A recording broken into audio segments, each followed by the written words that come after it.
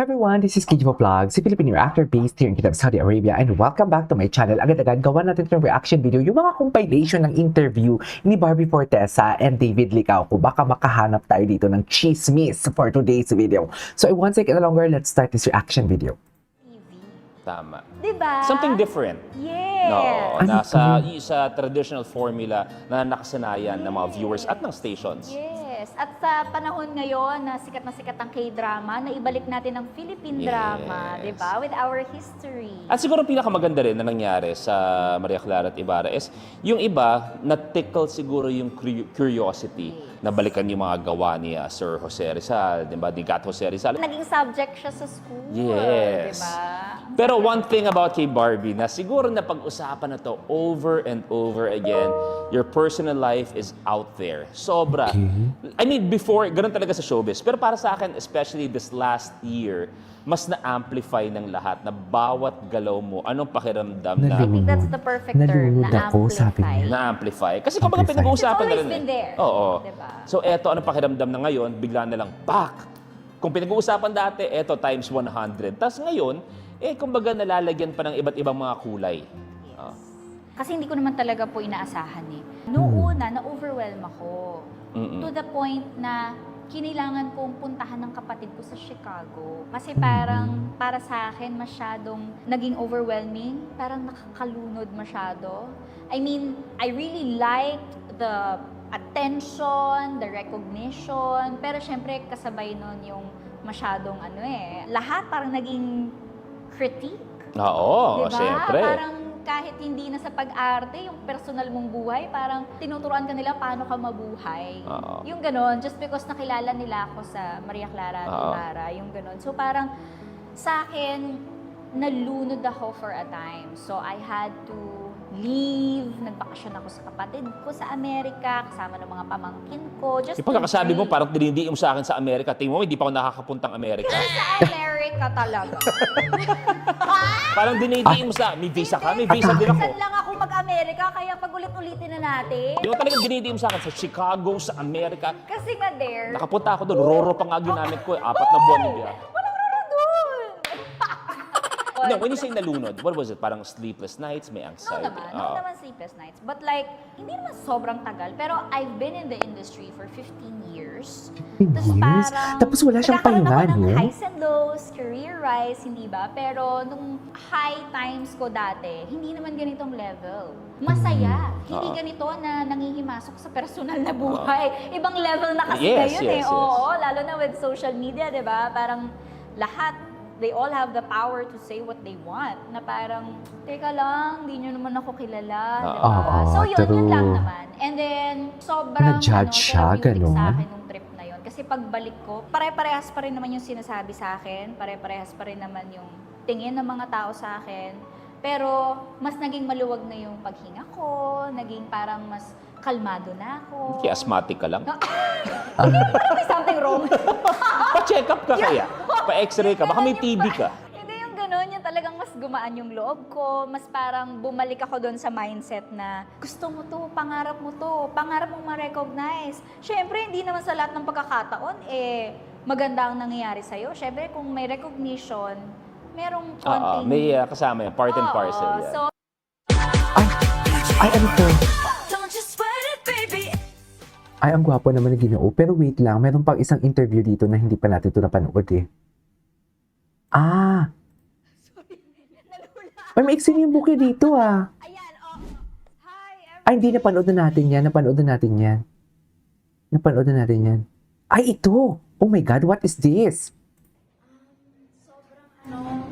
Sobrang nakaka-proud na maging part kami ng 126th Independence Day dito sa Mandaue. At to be honest, ito po ang aking unang beses na mag-participate sa Independence Day na program. And to do it here in Mandaue is such an honor for the both of us. And ang saya kasi ramdam na ramdam mo talaga yung nationalismo ng lahat ng nandito ngayon, hanggang sa mga performances, hanggang sa mga mensahe ng mga officials na nandito ngayon, at yung pag-raise ng flag, of course, talagang mabibilib ka sa mga nagawa ng mga Pilipino noon para maranasan natin ang kalayaang meron. What related experience mo lang today? Ganun din. Nakakatuwa na experience nga namin ni Barbie yung ganitong celebration. And I think kasi nung mga bata tayo, kapag Independence Day, iisipin natin na, uy, walang pasok. Diba? So ngayon, alam mo yun, dahil sa pulang araw, and dahil nakapunta kami sa ganitong klaseng event, mas makita mo yung true meaning of Independence Day. And I think seeing yung mga postcard, yung mga DJMP, tama ba?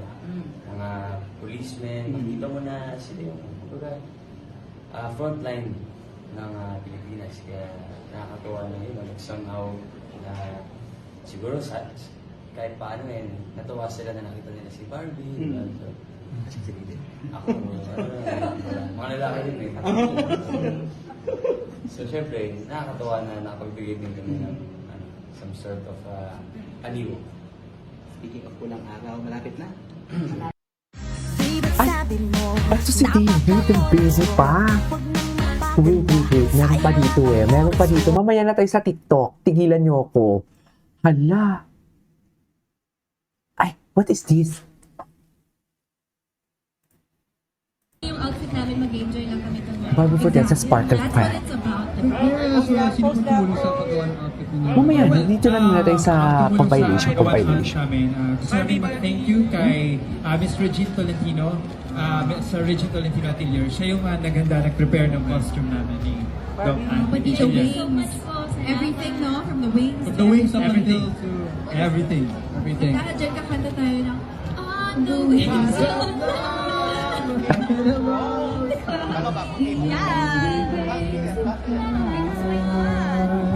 I will do what queens do. I will rule. Alam mo rin yung kita ko, lahat kayo pwedeng lumipat. Ako lang hindi kaya lumipat sa black carpet. Kaya siya pwede hindi lumipat ngayon eh. Picture naman. Ako na lang yung hindi nakakalipat sa grupong to. Picture naman. Nag-zero talaga sila. So dati, nakikipag-compete talaga si David pala. Tama ba yun? Tayo na nakikipag-compete si David. Grabe nakadikit. Yeah, now, who helped you out?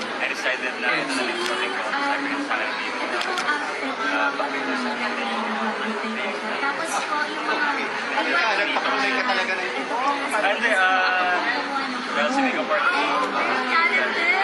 Everyone knows ko.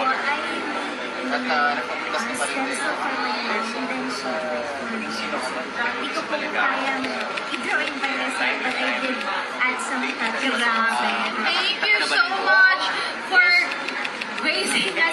You both look lovely. Taylor Swift and Enchantress. Wait a few. Tama ba yun? And Diana Castillo. Si Barbie yung nagsasalita sa gilid, di ba?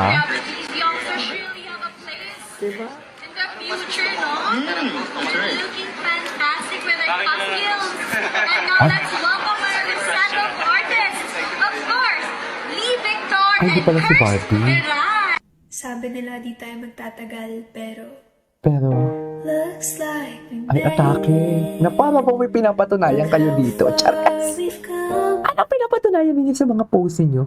Marami pa talaga mga interview dito si Barbie. Ay, ano to? Barbie Fortesa, Mighty Clean. ng mga taong bayan mula sa Stairway to Heaven. Diba? Ang daming mga chismis na lumalabas dito na ngayon lang natin napanood. My God. Ang mamahal ng mga nanay at ng lahat ng mga tao po sa buong Pilipinas, please welcome GMA's very own superstar, Miss Barbie Fortesa. Miss Barbie. Miss Barbie. Miss Barbie. Barda pa din sa 2026 ha. Ayan na. Naku, kung malaman nyo lang talaga. Charit! Asan na si Barbie? Ay, hello.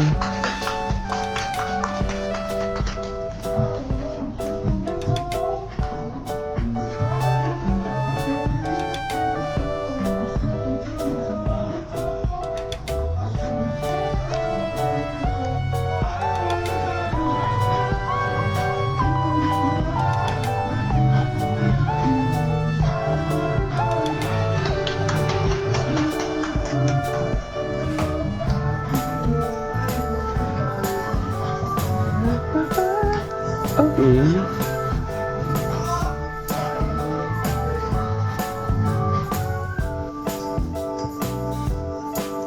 So, since 2024 pa pala si Barbie Fortesa na ay, ano to, ma'am? Ay, yes, kuya. Tigilan mo ako, kuya, hindi mo nga maano eh. Charis! Charis! Ay, ito. Sena nyo ni Choi Bo-min eh. Yes. Correct. Na ginagawang meme. Ay, mahaba na tong video na to. Isunod natin to. This is Kijo Vlogs and see you on my next vlog. Bye!